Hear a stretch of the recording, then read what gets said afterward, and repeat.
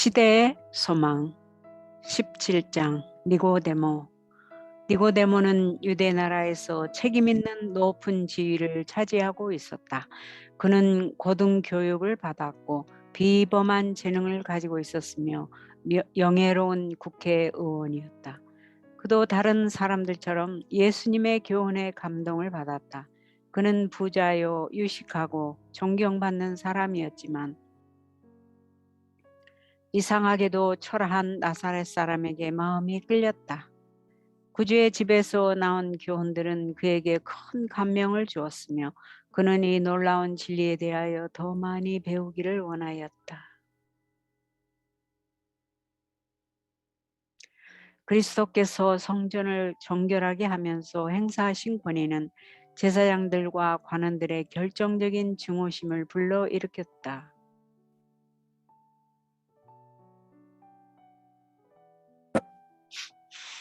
그들은 이 이상한 사람의 능력을 두려워하였다. 미천한 갈릴리 사람의 그러한 대담한 행동은 용인할 수가 없었다. 그들은 그분의 사업에 종지부를 찍기에 열중하였다. 그러나 모두가 이 음모에 찬성한 것은 아니었다. 어떤 이들은 그렇게도 뚜렷이 하나님의 영의 감동을 받아 움직이는 그분을 반대하는 것을 두려워하였다. 그들은 이스라엘의 지도자들의 죄악을 책망하므로 선지자들이 어떻게 죽임을 당하였는지를 기억하였다.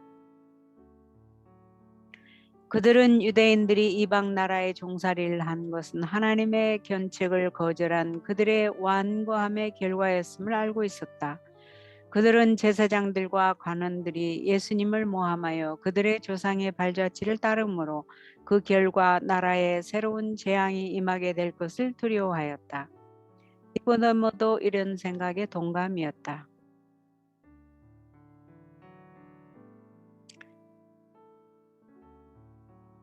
사내들인 회의에서 예수님에 대해 취해야 할 조치를 강구하고 있을 때 니고데모는 주의와 자제를 조언했다.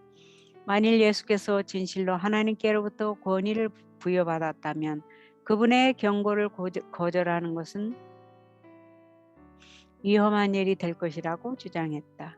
제사장들은 감히 이 권고를 무시하지 못했으며 한동안은 구주께 대항하는 공공연한 조치를 취하지 않았다. 니고데모는 예수님의 말씀을 들은 이해로 메시아에 관한 예언들을 열심히 연구했다. 연구하면 할수록 이분이 바로 오시기로 되어 있었던 바로 그분임을 더 굳게 확신하게 되었다. 이스라엘의 많은 사람들과 같이 그도 성전의 모독 행위를 보고 크게 애통해했었다.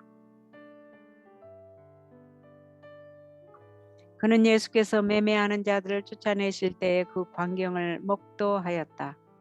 그는 거룩한 능력의 놀라운 현실을 보았다. 그는 구주께서 가난한 자들을 받아들이고 병자들을 고치시는 것을 보았다.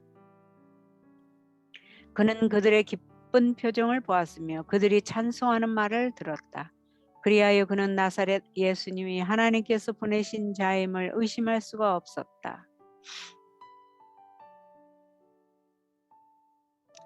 그는 예수님과 면담하기를 심히 원하였으나 그분을 공개적으로 찾는 것을 꺼려하였다. 유대의 관원으로서 아직까지 그다지 알려지지도 않은 일개 교사에게 공명하고 있음을 자인한다는 것은 너무나 굴욕적인 일이 될 것이었다. 그리고 그가 찾아간 것을 사내들이 내서 알게 되면 그들의 조롱과 비난을 받게 될 것이었다. 그는 은밀하게 면담하기로 결심하였으며 만일 자기가 개인적으로 찾아간다면 다른 사람들이 자신의 모본을 쫓게 될 것이라는 근거에서 이 회개언을 변명하였다. 감난산에 있는 구주의 휴식처를 특별히 물어서 안 다음에 그는 도시가 잠이 들어 조용해질 때까지 기다렸다가 예수를 찾아갔다. 니고데모는 그리스도 앞에서 이상한 수줍음을 느꼈으나 그것을 태연하고 위험 있는 모습으로 감추려고 애썼다. 그는 랍비여, 우리가 당신은 하나님께로서 오신 선생인 줄 아나이다. 하나님이 함께 계시지 아니하면 당신의 행하시는 이 표적을 아무라도 할 수 없음이니이다 라고 말했다.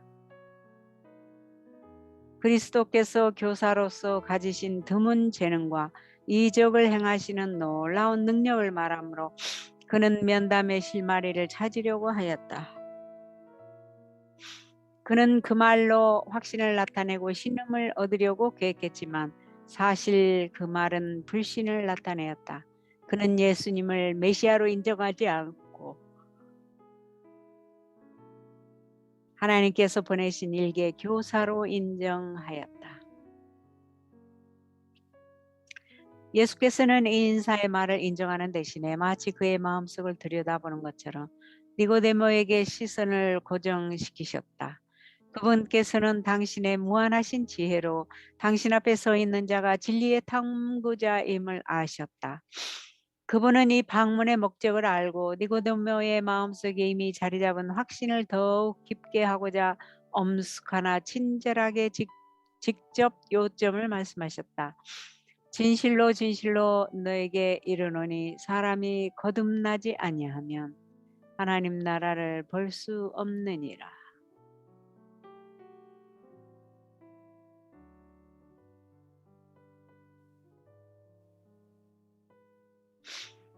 니고데모는 그분과 더불어 토론할 생각을 하면서 주께로 왔었으나 예수께서는 진리의 근본 원칙을 적나라하게 드러내셨다.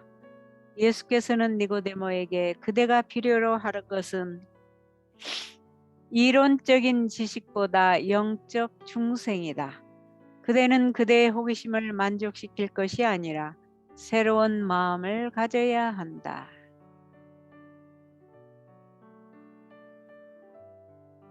그대가 하늘의 사물을 인식할 수 있으려면 먼저 위로부터 오는 새 생명을 받아야 한다. 모든 것을 새롭게 하는 일이 일어나기 전에는 그대가 나와 더불어 나의 권위와 사명에 대해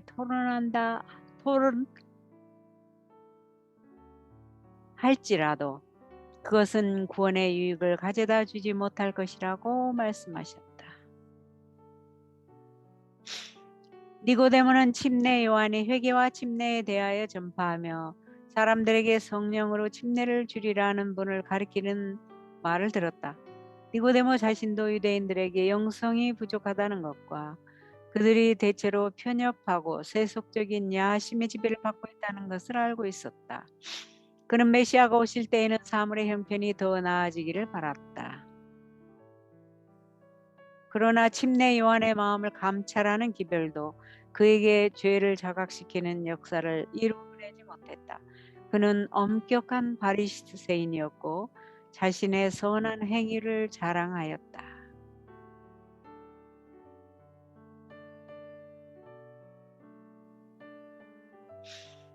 성전의 봉사를 받드는 일에 있어서 그의 자성과 관대함이 높이 평가되었으므로 그는 자신이 하나님의 은총을 받고 있다고 생각했다.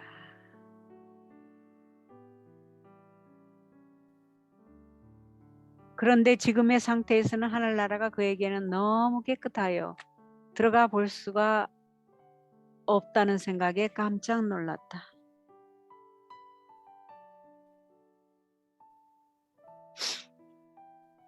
예수께서 사용하신 거듭남에 대한 비유는 니고데모에게 전혀 낯선 것은 아니었다. 이교에서 이스라엘의 신앙으로 개종한 자들은 흔히 방금 태어난 아이들로 비유되었다. 그러므로 그는 그리스도의 말씀을 문자 그대로 해석해서는 안 된다는 것을 마땅히 알아차렸어야 했다. 그러나 자기는 이스라엘인으로 태어났으므로 하나님 나라에서의 한 자리는 분명히 보장되어 있다고 생각했다. 그는 자신이 변화할 필요가 없다고 생각했다. 그러므로 구주의 말씀을 들었을 때 놀랐던 것이다. 그는 그 비유의 말을 자기 자신에게 밀접하게 적용하는 것에 화가 났다.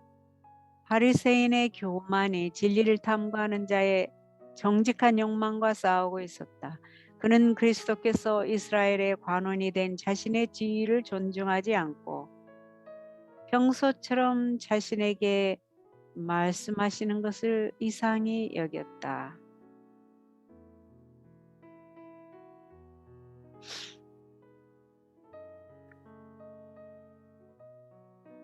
니고데모는 놀라서 침착성을 잃고 풍자가 가득 섞인 말로 그리스도에게 대답하였다. 사람이 늙으면 어떻게 날 수 있습니까?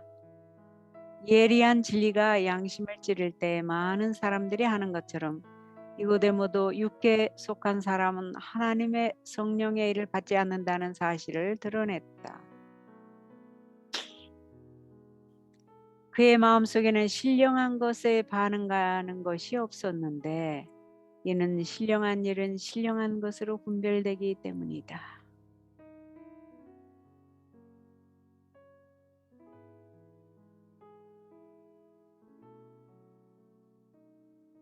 그러나 구주께서는 논쟁을 논쟁으로 대하지 않으셨다. 그분께서는 엄숙하고도 조용한 위엄을 가지고 손을 드시면서 진리를 더욱 확신 있게 강조하셨다. 진실로 진실로 네게 이르노니 사람이 물과 성령으로 나지 아니하면 하나님 나라에 들어갈 수 없느니라. 니고데모는 그리스도께서 물로 침례를 받는 일과 하나님의 영으로 마음을 새롭게 하는 일을 언급하고 계신다는 사실을 알았다. 그는 자신이 침례 요한이 예언하던 분 앞에 있음을 확신하였다.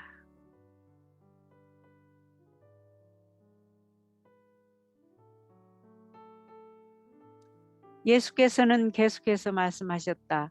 육으로 난 것은 육이요 성령으로 난 것은 영이니 본성적으로 사람의 마음은 악하다. 그러므로 누가 깨끗한 것을 더러운 것 가운데서 낼 수 있으리까? 하나도 없다. 어떤 인간의 발명품이라도 죄 지은 영혼을 위한 치료제를 발견할 수 없다.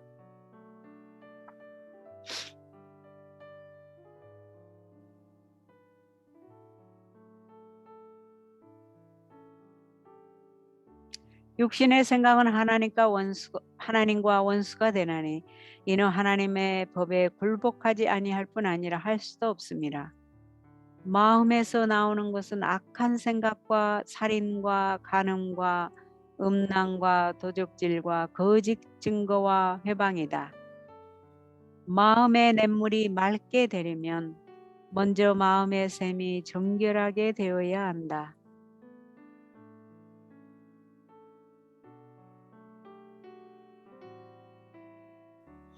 자기 자신의 행위로 율법을 지킴으로 하늘에 이루고자 힘쓰는 자는 불가능한 것을 시도하고 있는 것이다.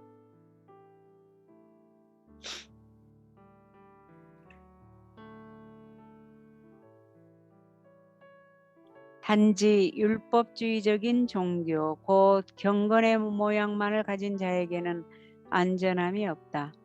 그리스도인의 생애는 옛것을 변경하고 개량하는 것이 아니라 본성을 변화시키는 것이다.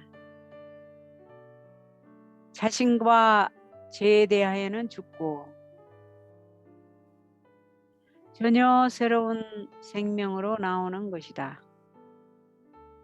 이런 변화는 성령의 효과적인 역사에 의해서만 이루어질 수 있다.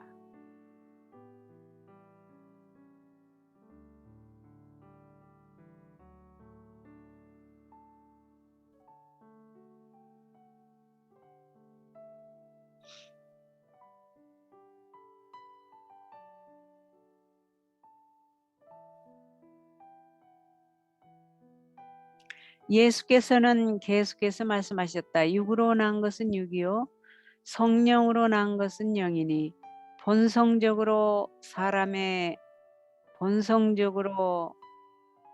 사람의 마음은 악하다. 그러므로 누가 깨끗한 것을 더러운 것 가운데서 낼 수 있으리까? 하나도 없다. 어떤 인간의 발명품이라도 죄 지은 영혼을 위한 치료제를 발견할 수 없다. 육신의 생각은 하나님과 원수가 되나니 이는 하나님의 법에 굴복하지 아니할 뿐 아니라 할 수도 없습니다. 마음에서 나오는 것은 악한 생각과 살인과 간음과 음란과 도적질과 거짓 증거와 회방이다. 마음의 냇물이 맑게 되려면 먼저 마음의 샘이 정결하게 되어야 한다.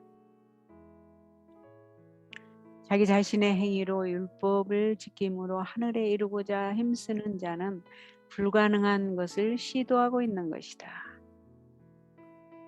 단지 율법주의적인 종교, 곧 경건의 모양만을 가진 자에게는 안전함이 없다. 그리스도의 생애는 옛것을 변경하고 개량하는 것이 아니라 본성을 변화시키는 것이다. 자신과 죄에 대하여는 죽고 전혀 새로운 생명으로 나오는 것이다. 이런 변화는 성령의 효과적인 역사에 의해서만 이루어질 수 있다.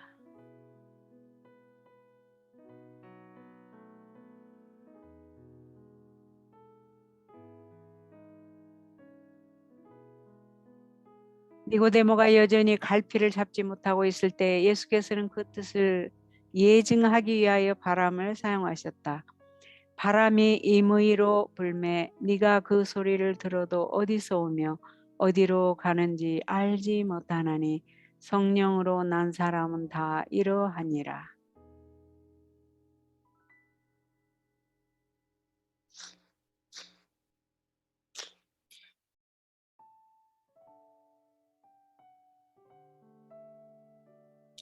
잎사귀와 꽃을 살랑거리게 하면서 바람은 나뭇가지 사이에서 들리나 눈에 보이지 않아서 그것이 어디서 오며 어디로 가는지 아무도 알지 못한다.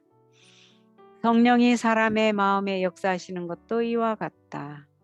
바람의 움직임을 설명할 수 없는 것처럼 이것도 설명할 수 없다. 어떤 사람이 회심의 과정을 확실한 시간이나 장소를 대어 말할 수 없고 그 모든 환경들을 자세히 추적할 수 없다 해도 이것이 그가 회심하지 않았다는 증거가 되지는 못한다. 그리스도께서는 바람과 같이 보이지 않는 힘으로 사람의 마음에 끊임없이 역사하고 계신다. 받는 사람이 혹 의식하지 못할지라도 조금씩 영혼을 그리스도께로 이끌리게 하는 감명이 이루어진다. 이러한 감명들은 그분을 명상함으로나 성경을 읽거나 실제로 목사의 말을 들음으로 받을 수도 있다.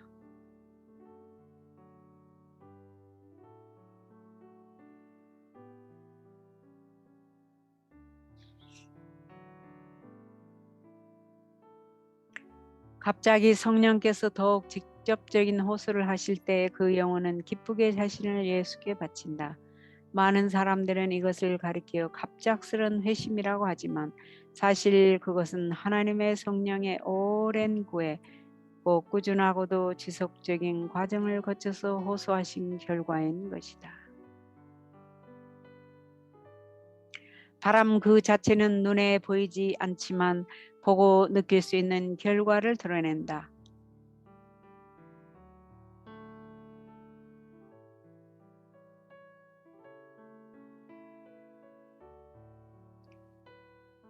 그와 같이 영혼에게 역사하시는 성령의 활동도 그 구원하는 능력을 체험한 사람의 모든 행위 가운데서 나타나 보일 것이다. 하나님의 성령이 사람의 마음을 사로잡을 때 생애가 변화된다. 죄악적인 생각은 사라지고 악한 행위와는 인연을 끊게 된다. 사랑과 겸손과 화평이 분노와 시기와 분쟁을 대신한다.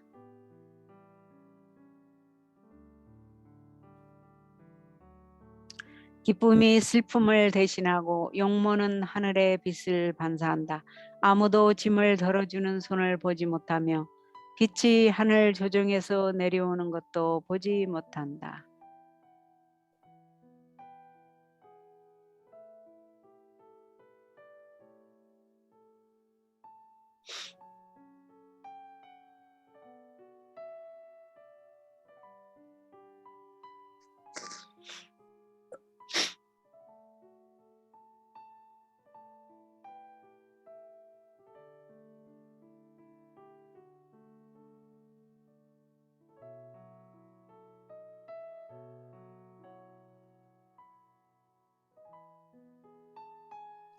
사람이 믿음으로 자신을 하나님께 바치는 때에 복이 임한다.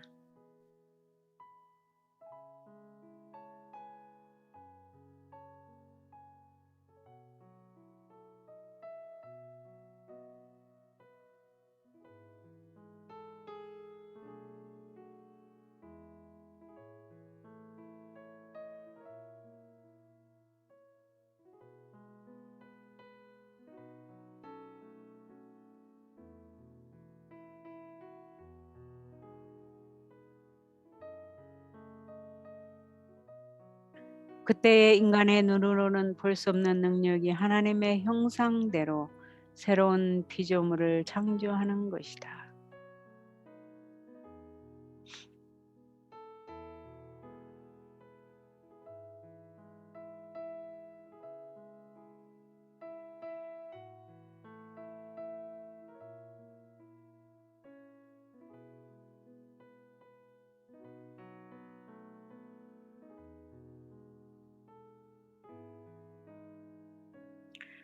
유한한 지력을 가진 인간이 구속 사업을 이해한다는 것은 불가능한 일이다. 그 오면은 인간의 지식의 한계를 초월한다.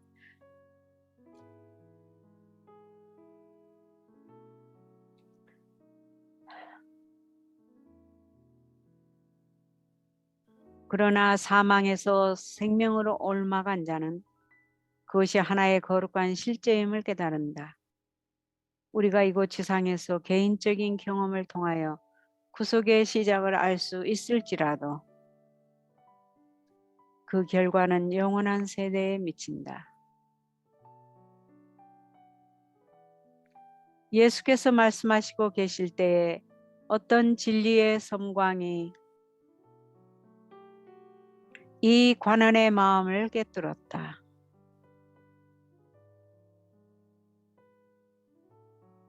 성령의 부드럽고 순박하게 하는 감화가 그의 마음을 감동시켰다. 그러나 그가 구주의 말씀을 다 이해한 것은 아니었다. 그는 중생의 필요성보다 그것을 성취시키는 방법에 더 감명을 받았다.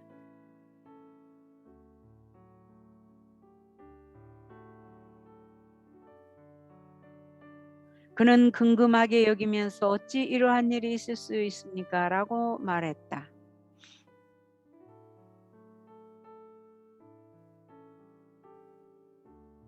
너는 이스라엘의 선생으로서 이러한 일을 알지 못하느냐고 예수께서 물으셨다.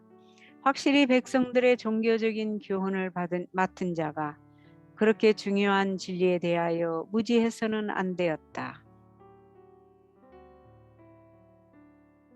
예수님의 말씀은 곧 니고데모가 명백한 진리의 말씀에 화를 내는 대신 영적으로 무지한 자신에 대하여 깊은 겸손의 태도를 가져야 한다는 교훈을 전달했다. 그리스도께서 매우 엄숙한 위엄으로 말씀하셨으나 표정과 목소리에 지극한 사랑을 나타내셨으므로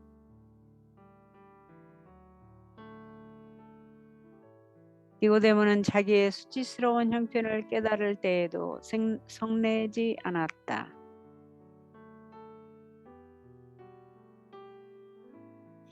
그러나 예수께서 지상에서의 당신의 사명은 세상 나라를 세우는 것이 아니라 신령한 나라를 세우시는 것임을 말씀하시자 니고데모는 듣고 마음에 근심하였다. 예수께서는 이것을 아시고 이어서 말씀하셨다. 내가 땅의 일을 말하여도 너희가 믿지 아니하거든 하물며 하늘 일을 말하면 어떻게 믿겠느냐. 만일 니고데모가 사람의 마음에 끼치는 은혜의 역사를 예증하는 그리스도의 교훈을 받아들일 수 없다면 그분의 영광스러운 하늘나라의 선교를 그가 어찌 이해할 수 있겠는가. 그리스도의 지상 사업의 본질을 분별하지 못한다면 그는 그분의 하늘 사업도 이해할 수 없을 것이다.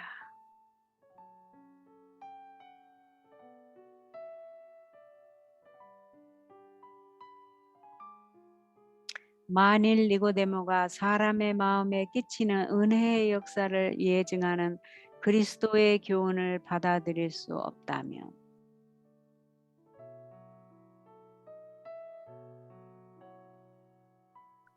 그분의 영광스러운 하늘나라의 성교를 그가 어찌 이해할 수 있겠는가? 그리스도의 지상 사업의 본질을 분별하지 못한다면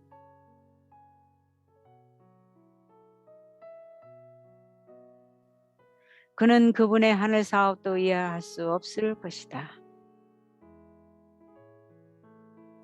예수께서 성전에서 내쫓으신 유대인들은 자신들이 아브라함의 자손이라고 주장하였으나 그리스도에게 나타난 하나님의 영광을 견딜 수 없어서 구주의 면전에서 도망갔다. 따라서 그들은 하나님의 은혜로 말미암아 거룩한 성전 봉사에 참여하기에 적합하지 않다는 것을 증거하였다. 그들은 성결의 모양을 유지하는 일에는 열성적이었으나 심령의 성결은 무시하였다. 그들은 율법의 자구에는 엄격하였지만 그 정신은 늘 범하고 있었다. 그들의 큰 필요는 그리스도께서 니고데모에게 말씀하신 바로 그 변화, 곧 새로운 도덕적 탄생, 죄로부터의 정결함, 지식과 성결의 쇄신이었다.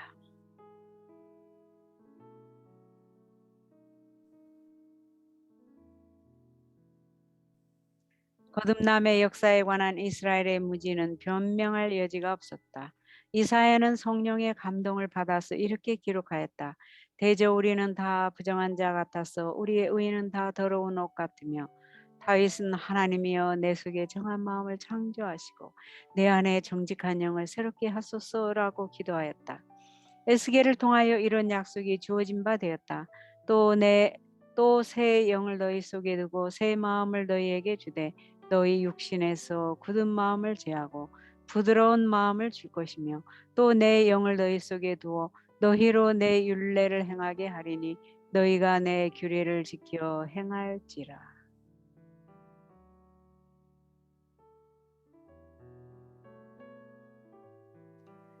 니고데모는 흐린 마음으로 이 성경의 말씀들을 읽었으나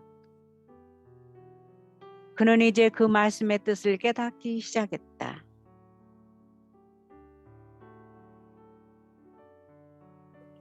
외적인 생애에 적용되는 율법의 단순한 자구에 대한 순종은 아무리 엄격하게 지킬지라도 사람에게 하늘 왕국에 들어갈 자격을 줄 수 없다는 것을 니고데모는 깨달았다. 인간의 판단에 니고데모의 생애는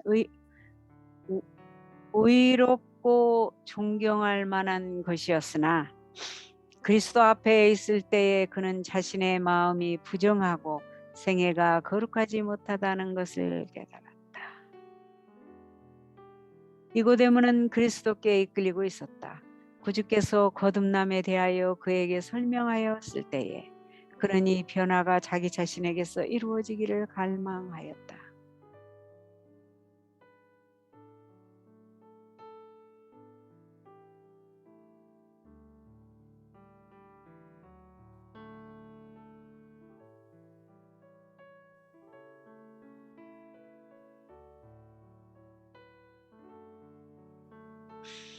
그 일이 어떻게 이루어질 수 있을까?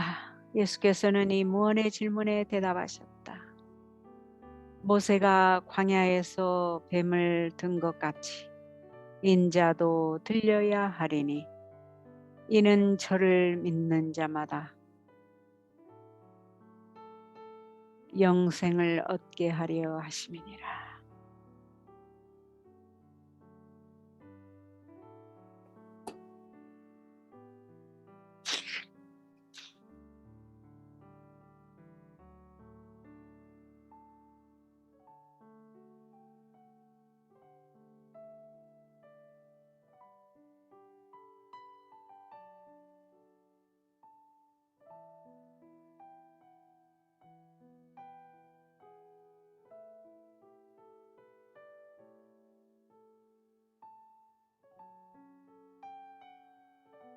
여기에 니고데모가 익히 알고 있었던 분야가 있었다.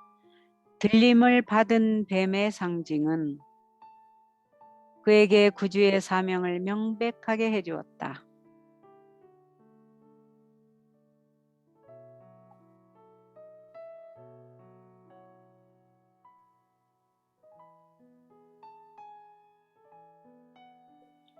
이스라엘 백성들이 불뱀에게 물려서 죽을 때 하나님께서는 모세에게 구리뱀을 만들어서 회중 가운데서 높은 곳에 올려놓으라고 지시하셨다.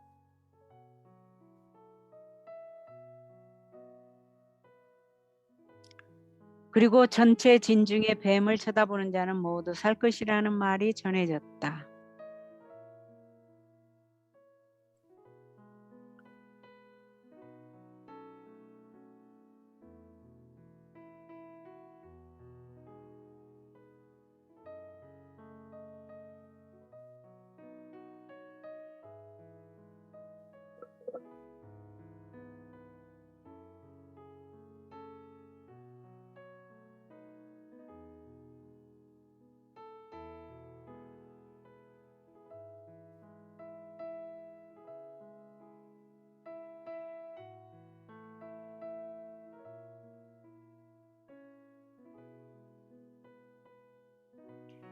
백성들은 뱀 그 자체에 그들을 구원할 능력이 없다는 것을 잘 알고 있었다. 그것은 곧 그리스도를 상징하는 것이었다.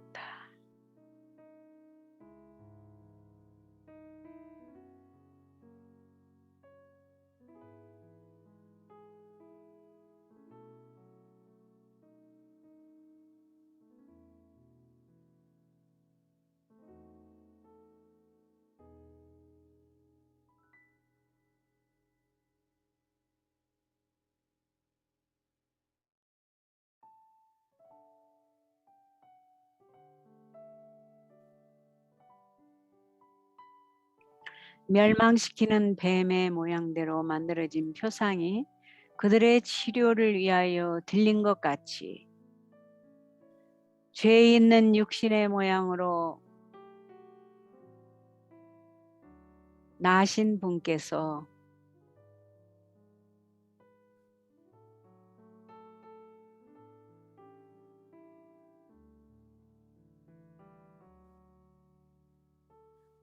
그들의 구주가 될 것이었다.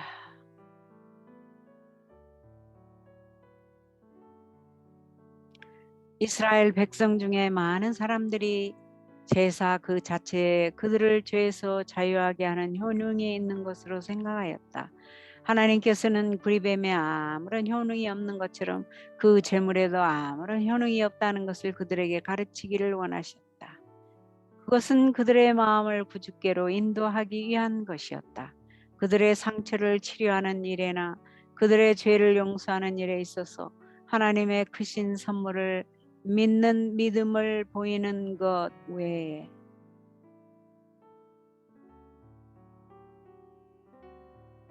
그들이 할 수 있는 일은 하나도 없었다. 그들은 쳐다보고 살아야 하였다. 뱀에게 물린 자들은 쳐다보는 것을 지체할 수도 있었을 것이다. 그들은 구리로 만든 표상에 무슨 효력이 있을 수 있을까 하고 의심을 품을 수도 있었을 것이다. 그들은 과학적인 설명을 하라고 요구할 수도 있었을 것이다. 그러나 아무런 설명도 없었다.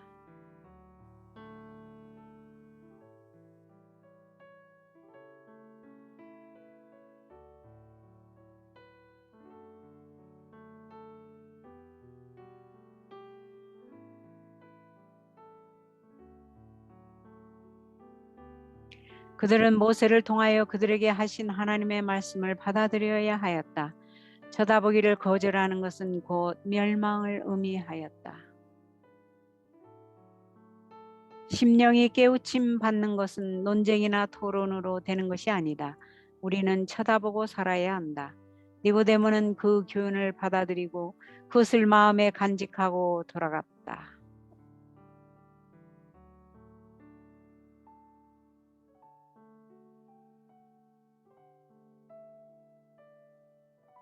그는 이론을 토론하기 위해서가 아니라 생명을 얻기 위해서 성경을 새로운 방법으로 연구하였다.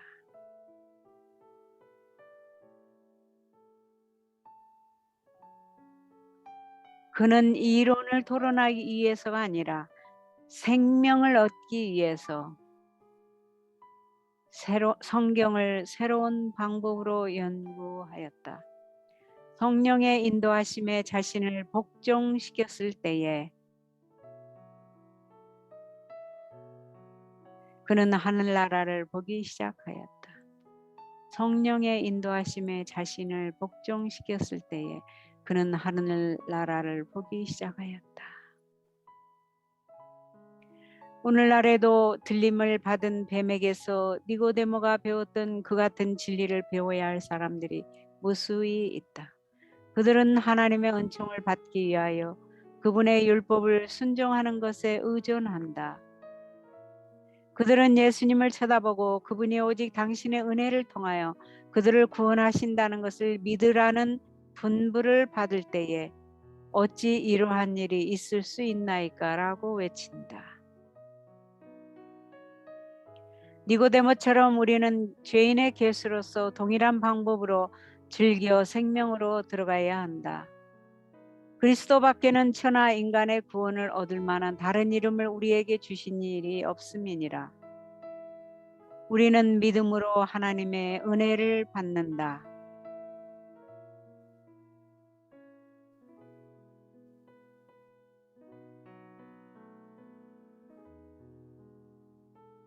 그러나 믿음이 우리의 구주는 아니다. 그것은 아무런 유익도 주지 못한다. 믿음은 우리가 그리스도를 붙잡고 죄의 치료제인 그분의 공로를 힘입는 손이다. 그리고 우리는 하나님의 성령의 도우심이 없이는 회개조차 할 수가 없다. 성경은 그리스도에 대하여 이렇게 말한다. 이스라엘로 회개하게 하사 죄사함을 얻게 하시려고 그를 오른손으로 높이사 임금과 구주를 삼으셨느니라. 용서가 분명히 그리스도에게서 오는 것처럼 회개도 그리스도에게서 온다.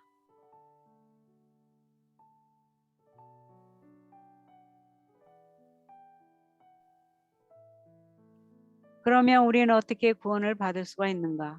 모세가 광야에서 뱀을 든 것 같이 인자도 들린 바 되었으니 뱀에게 속고 물린 자마다 쳐다보고 살 수 있다. 보라, 세상 죄를 지고 가는 하나님의 어린 양이로다.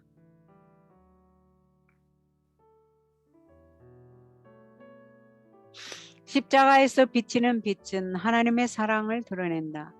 그분의 사랑은 우리를 그분께로 이끌어준다.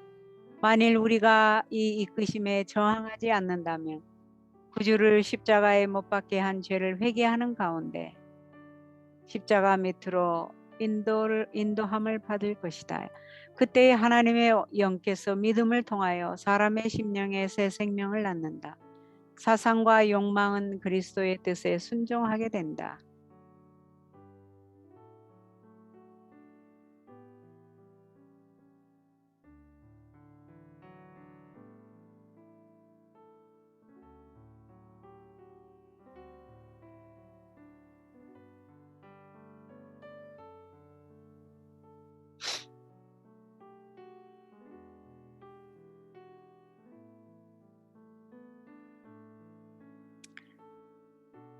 그때 하나님의 영께서 믿음을 통하여 사람의 심령에 새 생명을 낳는다.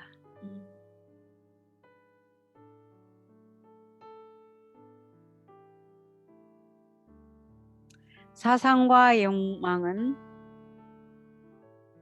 그리스도의 뜻에 순종하게 된다. 마음과 정신은 우리들 속에 역사하여 모든 것을 당신께 복종하게 하시는 그분의 형상으로 새로 지음을 받는다. 그때 하나님의 율법이 마음과 정신에 기록되며 우리는 그리스도와 더불어 나의 하나님이여 내가 주의 뜻 행하기를 즐기나이다 라고 말할 수 있게 된다. 니고데모와 회개하시면서 예수님은 구속의 경륜과 세상에 대한 당신의 사명을 드러내셨다. 예수께서 그 후에 하신 설교 말씀 가운데 하늘나라를 유업으로 받을 모든 사람들의 마음속에 이루어져야 할 필요가 있는 과업을 그처럼 완전하게 단계적으로 설명하신 경우는 이 외에는 없다.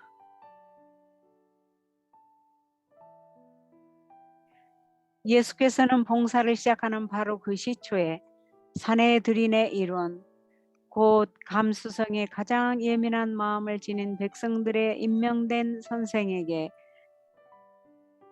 이 진리를 공개하셨다.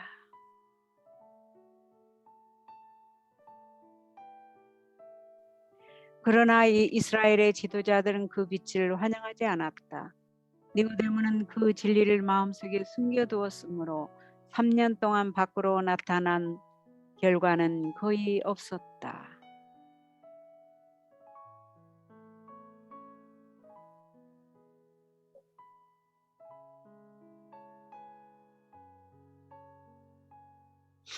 그러나 예수께서는 당신께서 씨를 뿌릴 수 있는 밭을 잘 알고 계셨다. 밤에 고적한 산에서 한 사람의 청중에게 하신 그 말씀은 상실되지 않았다. 니고데모는 한동안 그리스도를 공개적으로 시인하지는 않았지만 그분의 생애를 주목하고 그분의 교훈을 숙고하였다. 그는 사내들인 회의에서 예수님을 죽이려는 제사장들의 음모를 거듭거듭 좌절시켰다.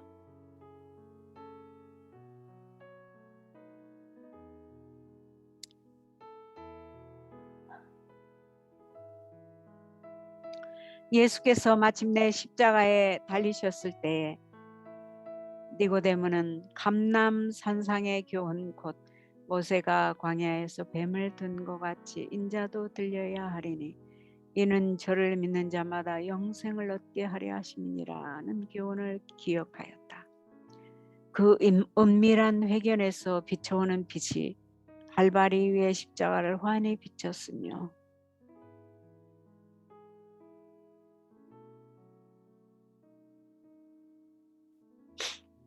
니고데모는 예수님이 세상의 구주이심을 보았다. 주께서 승천하신 후 제자들이 핍박을 받아 흩어졌을 때에 니고데모는 담대하게 전면에 나섰다. 그는 유대인들이 그리스도께서 돌아가시면 소멸될 것으로 얘기하였던 어린 교회를 받들기 위하여 자신의 재물을 사용하였다.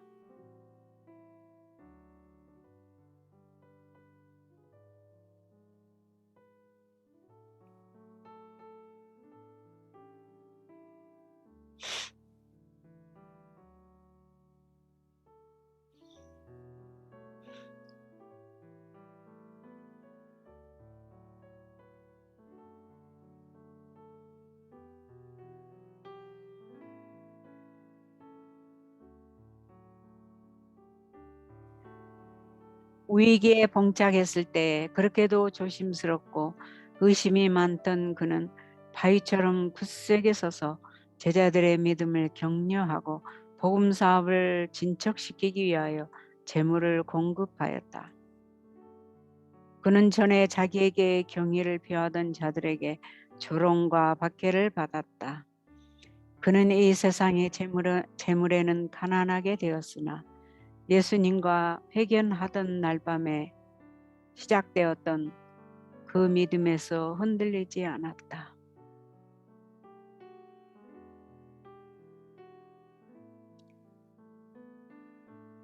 니고데모는 그 회견에 대한 이야기를 요한에게 설명하였으며 요한은 자기의 붓으로 그 이야기를 수많은 사람들의 교훈을 위하여 기록하였다.